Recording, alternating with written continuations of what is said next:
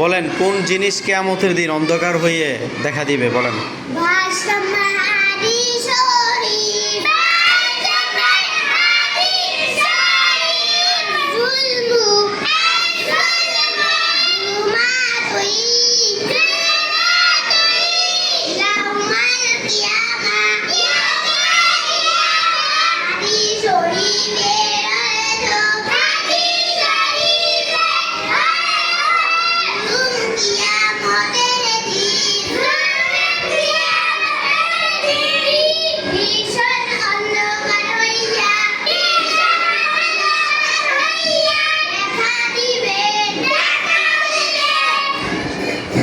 হাদিসের মধ্যে বলা হয়েছে জুলুম কিয়ামতের দিন ভীষণ অন্ধকার হয়ে দেখা দিবে। এটা ওর বইয়ের হচ্ছে 22 নম্বর হাদিস। মূলত হাদিসটি সহিহ মুসলিমের 2578 নম্বর হাদিস, আন্তর্জাতিক নাম্বার। এটা হাদিসের রাবি হচ্ছে আবু যর আল গেফারি।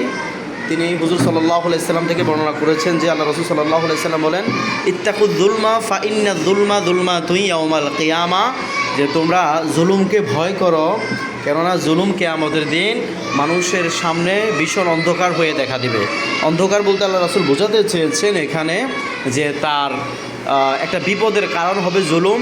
অন্ধকারে যেরকম মানুষ দেখতে পায় না, অসহায় হয়ে যায়, বিপদগ্রস্ত হয়, ঠিক জুলুম করার কারণে কিয়ামতের দিন মানুষ অসহায় হয়ে যাবে, বিপদগ্রস্ত হয়ে যাবে।